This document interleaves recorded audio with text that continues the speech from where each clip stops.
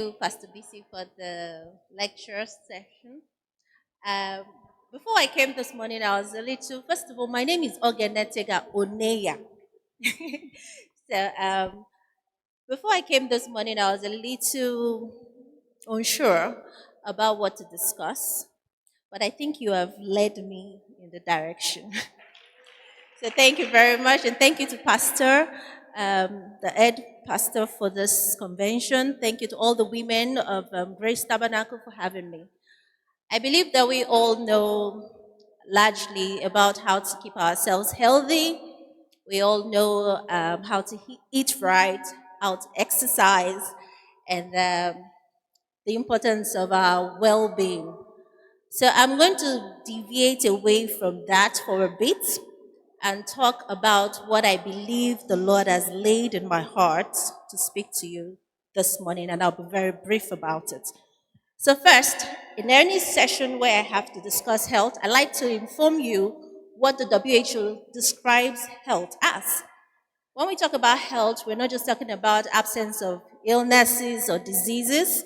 The WHO has described health as a complete state of wellness. Complete is the key word. Wellness is the other key word, and it's in three different categories: your physical well-being, your mental health, and your social well-being. So for your physical well-being, we know that to be when you have maybe malaria or you have headaches and you have things that people can see or you can see or feel. For your mental health, largely relates to your emotions, your interactions, and both within yourself and with other people. And your social health goes further to discuss your sexual health, your socio-economic health in terms of your earning power, your work balance, in your family health, basically health that has to do with your human interaction. So that's what health is. So if you, for example, you don't have high blood pressure, you don't have high blood sugar, you don't have a cholesterol issue, but mentally you don't sleep well, you have something bothering you at home, you're not healthy. So that said, I'm going to discuss today, in commemoration with the WHO and the United Nations 16-day work on gender-based violence. And I'm happy this is a women's convention, so we're going to discuss how gender-based violence affect us as women. So it is basically why I said Dr. Pastor BC has helped walk me in through this decision, is because she has mentioned certain key areas that we have either faced violence as women or we have enabled violence as women. As enablers, she talked about the discouragers, the oppressors, the critics, and in some ways, we are facing this violence in our everyday lives. The WHO has recommended or has estimated that 1 in every 3 women in the world will face a form of gender-based violence throughout their lifetime. So that is, if you have 10 people sitting, about 3 of them, about 1 person in 3 people would have some form of gender-based violence. So let's start with what violence is. I'm going to be very fast. As we know, violence is basically any form of assault to you. It could be physical, it could be mental, it could be socio-economic. So if you're not working when you should, you are undergoing gender-based violence. Some people do not even realize that they are experiencing gender-based violence in their lives.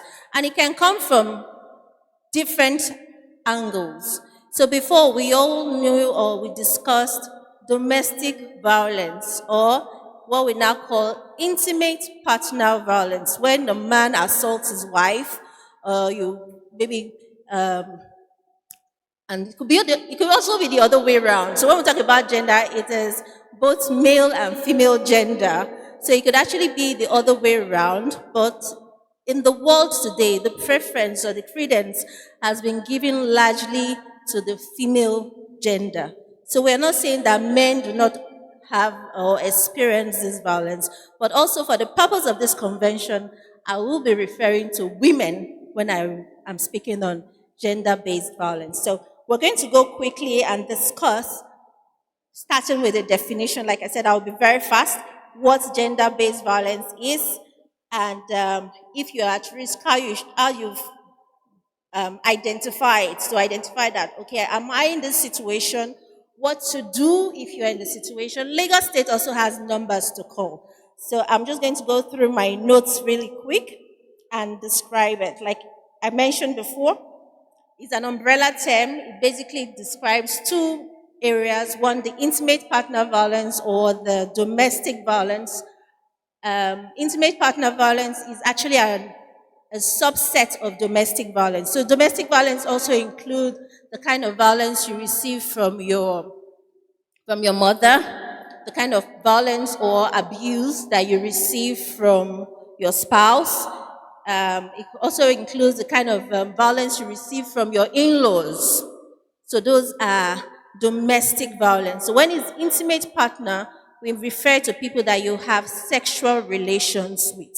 So if you're staying with somebody and you're having sexual relationships with this person, and the person is subjecting you to any of this kind of violence, that is domestic or intimate partner violence. Then for the other broad section is the one that most people would actually encounter. So you can encounter it in church, you can encounter it at your place of work, you can encounter it in your normal interactions with other people. These are basic things that are done to you knowingly or unknowingly, but most of the times the perpetrators may actually know what they are doing, but sometimes we know that they may be, displaying these acts of oppression, of discouragement from their own place of trauma. So, how you identify this? So, I've said that gender based violence is basically violence done to women. In this case, that's what I'm referring to. And it can be broadly divided into two categories. The first one is the one you receive at home, which can either be the intimate partner violence, that's the one coming directly from your partner, either is asking you not to work when you should, you're the only person tending to the children, even though you're still on maternity leave. Um, you have a mother-in-law that has basically, or a father-in-law, in that case, that's basically, not allowing you to be your ultimate self. I also want to thank Pastor BC again for projecting Jeremiah 1:5, which helps us to actually know who we are. Because when we realize who we are in Christ Jesus, it actually helps us love ourselves and teaches us how to walk away from the situation. So I'm going to also go to um, the effects of gender-based violence. I'm rushing through this presentation, so you just go through it with me. So the effects, like I've said, it could be both physical. We could experience it in our physical lives. Personally, I work as a doctor. I have had colleagues that come around to say, "Oh, I fell from the bathroom." Or you have people that are always having excuses or the other. People that defend their partners even though they are being subjected to abuse, to physical abuse. So it has that physical lining. We have people that are subjected to get pregnant every month or every year. People that are not allowed to work. These things actually affect your physical health because your work affects your health the same way your health affects your work. So if you're subjected to a significant amount of stress, your body will not be able to function. Naturally, you will shut down. I think we operate like computers. So God has set us in a way where at some point in time we're expected to sleep. We're expected to rest. We're expected to reset and refresh. If you're not going through that, especially when your mind is on auto run about how will I face this man today, or how will I face this boss at work, or how am I going to do this, or how am I going to do that, it impacts on your physical health in the sense that we have certain hormones that we call stress hormones. So these stress hormones, they just fire up. These things can cause simple things like ulcers. It can reduce our immune system and also give us it also gives us allows our body to be at risk of having other infections. Then I'm going to go to sexual effects. Of course, some people experience rape. Some people have experienced rape already in their lives. We know that these non-consensual sexual advances or abuse can lead to different kind of sexually transmitted diseases. When it comes to socio-economic power, it has been identified as a primary cause of gender-based violence, poverty. So either in one sense or the other, there is not sufficient funding either for the woman. The woman is not empowered. So she's able to either absorb the violence, accept it, and not even get out of it. So poverty is one of the effects. It can be is a cause and an effect when it comes to gender-based violence. So it's one key identifier that has shown to be both a cause. So some women are subjected to staying in bad marriages, subjected to maintaining whatever jobs that they are not satisfied with because they do not have economic empowerment. So I'm going